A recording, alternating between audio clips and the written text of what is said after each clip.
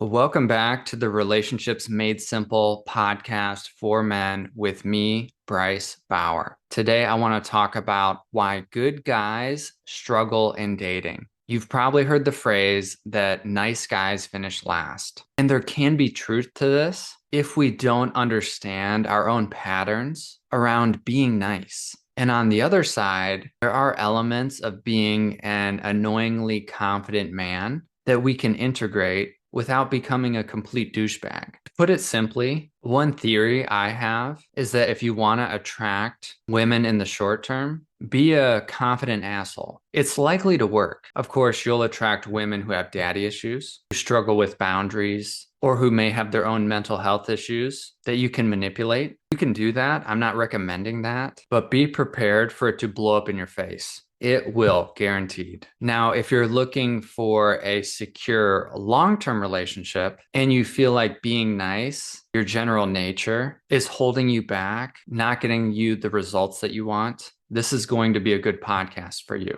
Because the pattern of the nice guy, I should say the less informed nice guy, is that they come in with a lot of desperation to be liked, to be loved. Maybe it even works to some extent, but eventually women get tired or uninterested of feeling like they have to keep giving you the validation that you need. And so they lean back, they ghost you, they don't respond. You get put in the friend zone. And then what do men do when this happens? Eventually they get tired too, and they give up. They fall into shame or embarrassment. Nobody likes me. I'll never find a partner, which can then increase the desperation later on. At the very core of dating, what we're dealing with is really big. Yeah, sure, we're just going to coffee or getting a meal, but we're also trying to feel out if this is someone that I want to partner with for the rest of my life, who's going to be able to take care of me when I need it, stand up for me, protect me, and also be able to take care of themselves. Women are attracted to men who can take care of themselves and who know they can take care of themselves, meaning they feel confident. Now, I know you can't just flip a switch and feel more confident. That's why I always encourage men to look inward and confront difficult things in their life, no matter where they're at in the dating process. And I realize that the cards are stacked against you in some ways. Women have their own stuff going on. I'm looking for a man who's over 6 feet, makes at least six figures a year, who has a six pack, and who's just mysteriously single for some reason. There are a good amount of women trying to live out that fantasy, which can put a lot of pressure on you if you're not that. But for simplicity's sake, let's just ignore that population and their superficial desires. I'm not saying there's not value in them, but let's talk about how to draw in a real down-to-earth woman who's going to make a good partner. The first thing I want you to understand is that dating is a skill. You have to understand how to connect with someone in a way that they feel interested in learning more about your true nature. Some men are naturally talented at this, but many men aren't. And it can boil down to the littlest of things that we're doing or not doing in that initial phase of dating. And I can't give you an exact template of how you should do it or what every woman will be attracted to, but I can give you a good general idea. First thing I'd recommend is a mindset to fucking relax. If you're stressing about this a lot, it doesn't help anything. Your mantra should be, I'm a good man looking for an amazing partner, and I'm going to love myself no matter what happens. You can feel that. Your dates can feel that. You can actually practice confidence in this way. Confidence is so much about what we tell ourselves on a moment-to-moment basis. If you go into a date believing you're a flawed person and that dating apps suck and that women are just so difficult, you're going to kill the vibe, even if you try your best not to. The next thing I'd want you to do is to make dating a priority. If you're working all the time or playing video games late into the night or bouncing around from place to place, you're not really saying you have space in your life for a partner. Sure, you could meet somebody and then work on the space thing, but in general, your attention is elsewhere. It's the year 2026. Dating has changed a lot. Dating apps are probably the best way to meet the most people, if that's what you're struggling with. If you're part of a community, church, yoga, school, maybe you are in proximity to enough people that you don't need to use the dating apps. But either way, you have to find a way to get in front of people, to have conversation, to put yourself out there. I'm a big fan of dating apps. Me and Jenny met on a dating app. And the reason why I think I like it is that it's just straightforward. I'm not saying it's always completely clear, but for the most part, it is. People are on dating apps to meet a partner. You don't have to go through the process of figuring out if someone's single or looking to date because they have a big sign above them saying, I want to date somebody. And here's where I want to tie it back into the nice guy thing. Don't try too hard and be direct. If you want to go on a date with this person, ask them. Get to the point. Don't make it confusing. Don't have her wondering, is he pursuing me or not?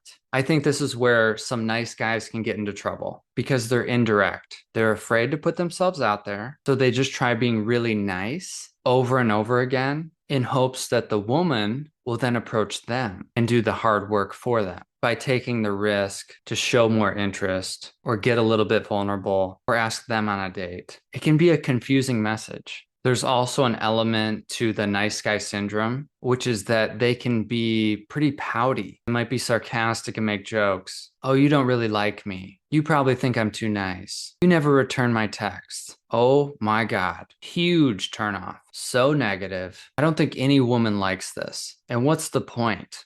Are you trying to guilt trip them into showing more interest in you or going on a date with you? Part of the problem with being a nice guy that thinks that nice guys finish last is that you actually believe that. You go into dating with that mindset. And so let's talk about what to do once you've gone through those initial stages of finding someone, meeting up. You're in that first 1 to 3 month period. Now there's a little bit more pressure usually to figure out what we are. There's a lot of terms for this. Are we just hanging out?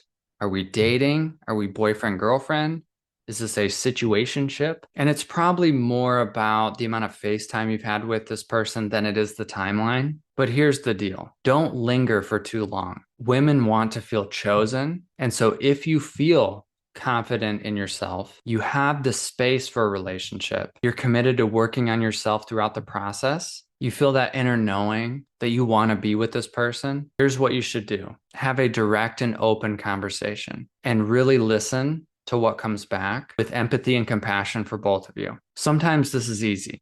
She's feeling you, you're feeling her. It just naturally flows into a relationship. If you're feeling some fear, you think she's feeling you, and you want to practice a little bit of vulnerability, lean into that conversation. Hey, I can tell that I'm feeling excited about the potential here. I really like you. I think you're awesome. I want to get your thoughts about moving into a situation where we're exclusive, boyfriend and girlfriend. That would feel really good for me. What do you think? If you get, oh my God, I would love that.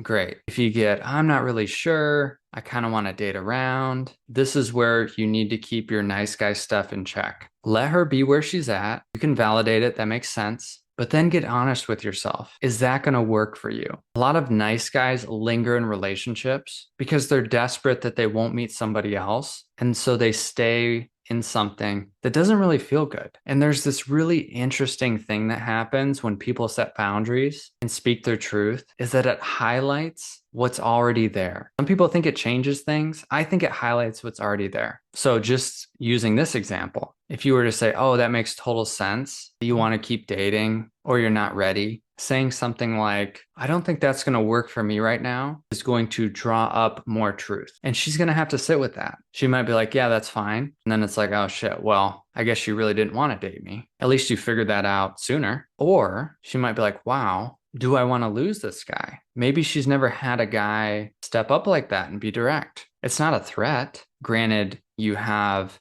a confident and soft tone. It's just clear. So she might come back later and say, I think I'm just kind of scared. That's why I said that. I actually do want to be with you. And you can go from there. Now let's move into longer term dating. Where do these nice guy patterns pop up? Usually it's going to look like conflict avoidance. You don't want to rock the boat. Maybe she does things that bug you, or she's pushing on the boundaries of the relationship, not putting in the work, something like that. I'd highly suggest leaning into that as a practice if your default is to avoid and see how she responds. And don't make it all about her. This is a chance for you to practice vulnerability. Hey, I noticed when you stayed out late with your girlfriends the other night and I didn't know if you made it home safe. I felt worried. If you say that just like that and she blows up on you or gets highly defensive, you guys probably need some help. It's not a good sign. Now, if there are feelings that come up and you're able to talk about them, and she's like, yeah, I can see that. You're trying to build a secure foundation. She agrees to make adjustments, more communication, let's say.